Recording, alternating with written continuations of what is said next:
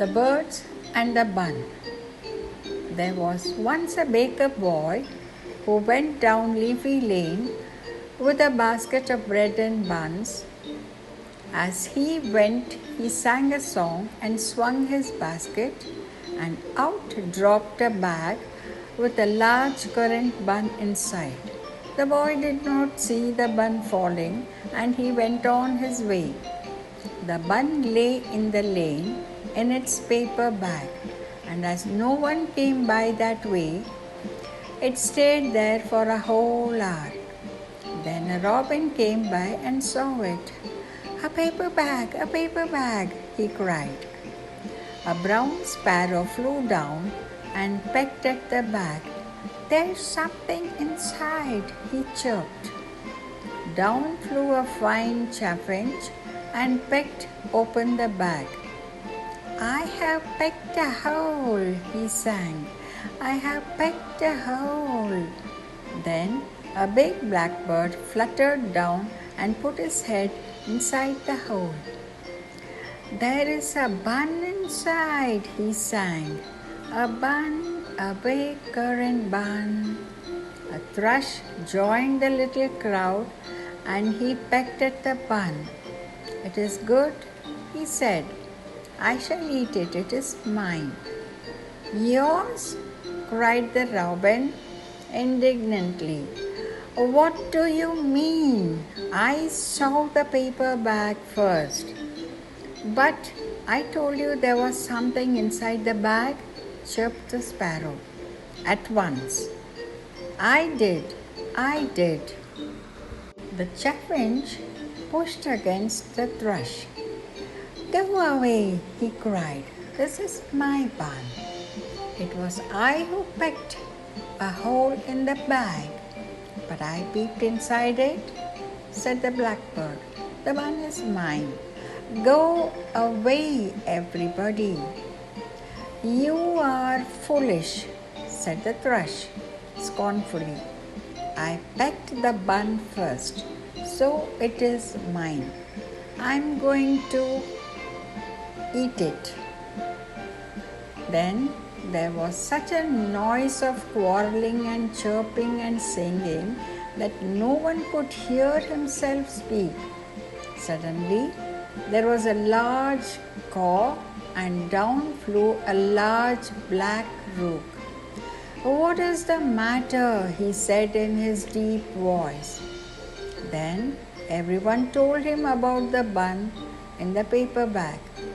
And each of us thinks it is his, said the thrush. How can we settle it? Very well, said the rook. Now please turn round so that you have your backs to me.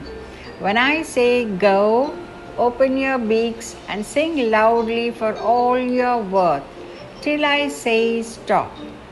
So the robin, the sparrow, the chaffinch, the thrush and the blackbird all turned round with their backs to the rook, opened their beaks and waited for him to say go.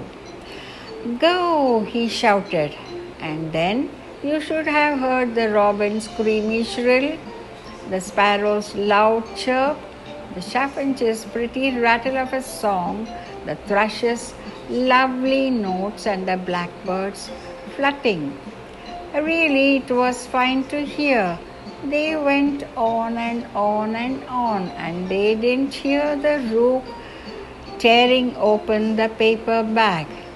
They didn't hear him taking out the bun.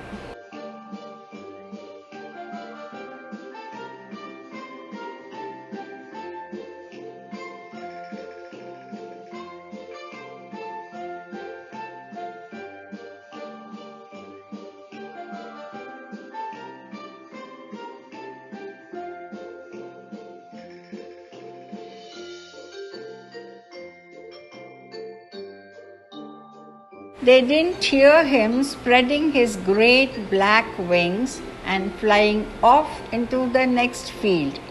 No, they went on and on singing, each trying to outsing the rest.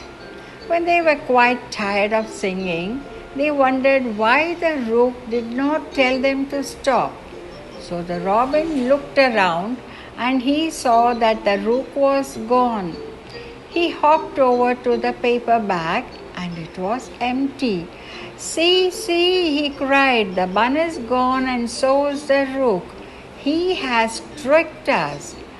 Oh, the rascal, oh, the scamp. Now we have lost our bun. And there was plenty there for all of us, chirped the sparrow in dismay. Why did we make such a fuss? We could each have had some, and now we have none. They flew off in a rage, and you may be sure the rook didn't show himself for a day or two. And when he did, and happened to meet the others, he cawed politely and said, Really, my friends, you have remarkably fine singing voices. Do let me hear you some other time, and you should hear them shout at him then.